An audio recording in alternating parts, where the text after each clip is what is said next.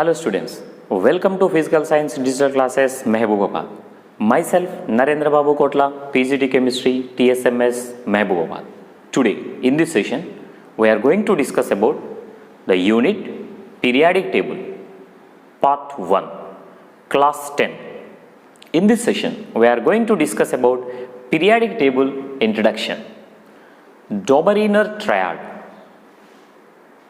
and Newland's law of octaves. The periodic table. A medical shop contains a vast number of medicines. The shopkeeper finds difficult or impossible to remember all the names of medicines that he has. When you go to a medical shop, you ask the shopkeeper for a particular medicine.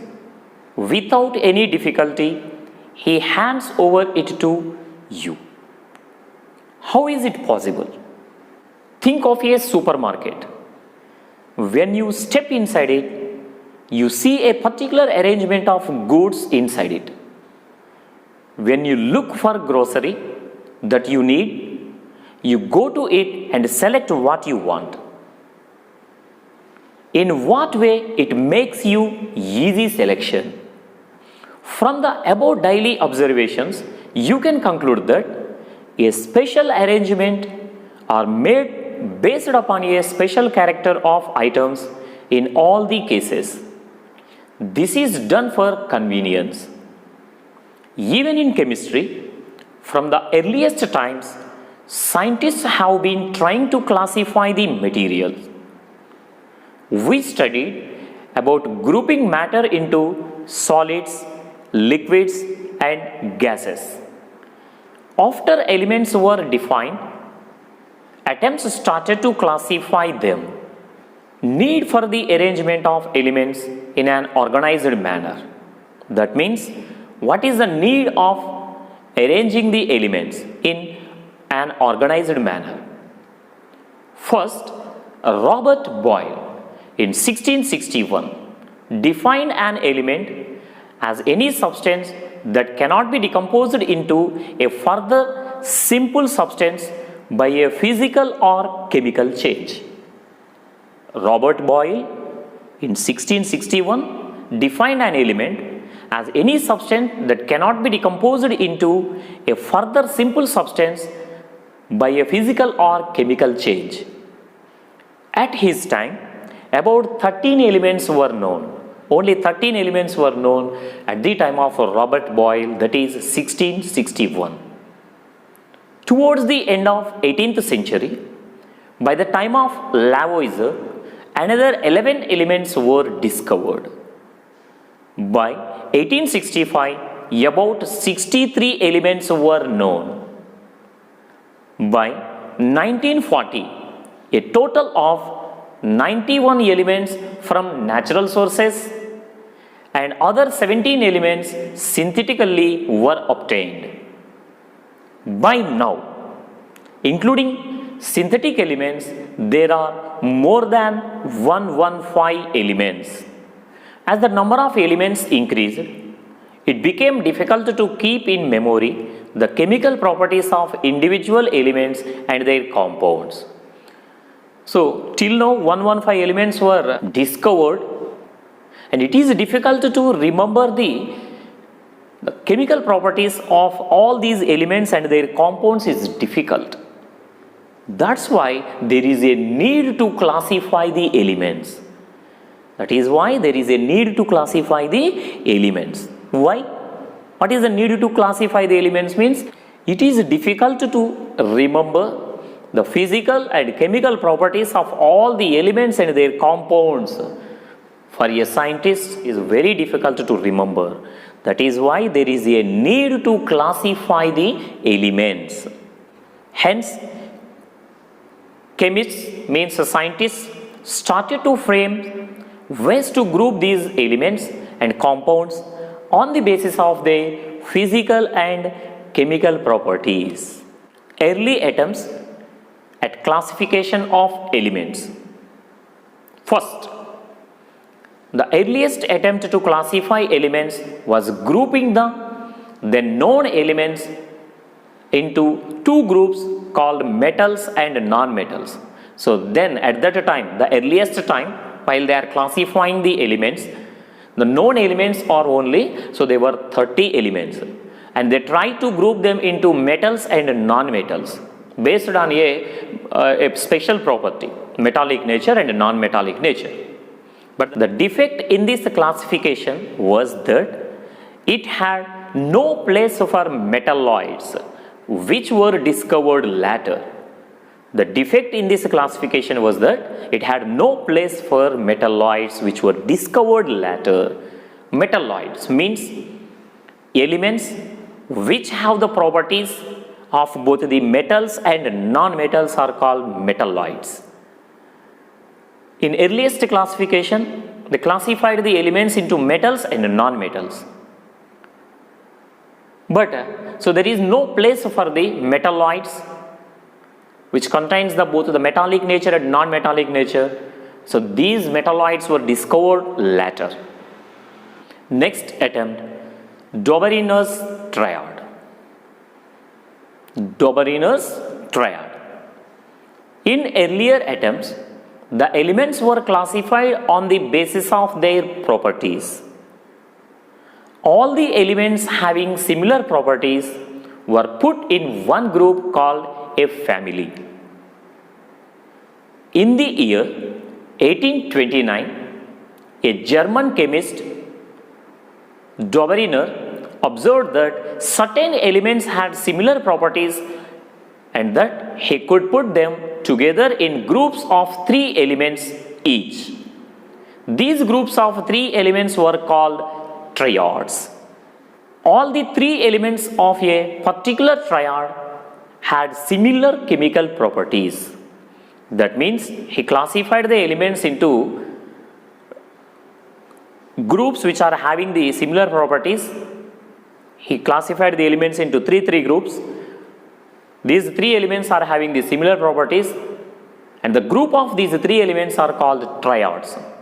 All the 3 elements of a particular triad had similar chemical properties. Dobrynin was the first scientist to show the relationship between the properties of elements and their atomic masses. He was the first scientist to show the relationship between the properties of the elements and their atomic masses. According to the Dobrynin's law of triads, in each triad, the atomic mass of the middle element, the atomic mass of the middle element was approximately equal to the average atomic mass of the other 2 elements. If you take the 3 elements, the atomic mass of the middle element was approximately equal to the average atomic mass of the other 2 elements. For example, Dobrynin has taken the triad lithium, sodium, potassium. If you observe, lithium atomic mass is 7 and potassium atomic mass is 39. The average atomic mass of lithium and potassium is 23. That means 23 is the atomic mass of the middle element sodium. Similarly, the calcium, strontium, barium has taken. The calcium atomic mass is 40 and barium atomic mass is 137. If you take the average of these two, 88.5 is the atomic mass of the middle element. But the strontium atomic mass is 87.5. That means 88.5, it is very near to the atomic mass. And the third triad, chlorine, bromine, iodine. The atomic mass of chlorine is 35.5 and iodine is 127. The average atomic mass of these two is 81.25. So that means bromine atomic mass is 81.25, but actual bromine atomic mass is 80. It is very near to it. Coming to the limitations, it failed to arrange all the then known elements in the form of triads of elements having similar chemical properties. The first one, it failed to arrange all the then known elements in the form of triads of elements having similar chemical properties. He arranged only 3 triads and he failed to arrange all the elements into triads. He failed to arrange all the elements into triads which are having the similar properties. And the second one, the law failed for very low mass or for very high mass elements. This law is failed for very low mass elements and also failed for the high mass elements. In case of fluorine, chlorine, bromine, the atomic mass of chlorine is not an arithmetic mean of atomic masses of fluorine and bromine. Third one, as the techniques improved for measuring the atomic masses accurately, the law was unable to remain strictly valid. So actually the atomic mass, identifying the atomic mass techniques improved later, and once the correct atomic mass was identified, then this law was unable to remain strictly, and this law is not valid in that time. The third one, Newland's law of octaves. Newland in 1864 classified the elements in the increasing order of their atomic masses into groups of 8 elements called octaves, like the notes of music. Newland in 1864 he classified the elements in increasing order of their atomic masses into groups of 8 elements, octaves. 8 elements are called octaves, like the notes of music. Newland proposed the law of octaves. According to the Newland's law of octaves, when elements are arranged in the order of increasing atomic masses, the properties of the 8th element, that means starting from a given element, are a repetition of the properties of the first element. What is the Newland's law of octaves? When elements are arranged in increasing order of their atomic masses, the properties of the 8th elements, when we are arranging like this, the properties of the 8th element are a repetition of the properties of the first element. If you take the second element, and from the second, if you count the 8th element is having the similar properties with this second element. If you take the next element, so that means when you start counting from this element, and the 8th element is having the similar property with these elements. According to Indian music, sa, re, ga, ma, pa, da, ni. These are the notes. According to Indian music, Sarigamapadani are the notes. He arranged the elements in increasing order of their atomic masses. And if you start it from the hydrogen, lithium, beryllium, boron, carbon, nitrogen, oxygen. And fluorine is the 8th element. So that means the fluorine is having the similar properties with the hydrogen. Similarly, if you take the second element, that is lithium, count it from the lithium, beryllium, boron, carbon, nitrogen, oxygen, fluorine. And the 8th element is sodium. Sodium is having the similar property with the lithium. So this is the Newland's law of octaves. According to the Newland's law of octaves, Newland arranged the elements in increasing order of their atomic mass. So every 8th element having the similar properties or repetition in properties of the elements. That is the Newland's law of octaves. Newland was the first to assign atomic numbers to the elements. Unfortunately, his work was neither accepted by his seniors nor by the journals of the Chemical Society. Actually has given good information, but this Newland's law of octaves Unfortunately, his work was neither accepted by his seniors nor by the journals of the Chemical Society. Newland's classification of the elements based on his law of octaves, however, gave a very important conclusion that there is some systematic relationship between the order of atomic masses and repetition of properties of the elements. Limitations. Newland's law of octaves was applicable to the classification of elements up to calcium only. This law applicable to the classification of elements up to only calcium only. After calcium, every eighth element did not possess the properties similar to that of the first element. Thus, Newland's law of octaves worked well with lighter elements only. Second limitation.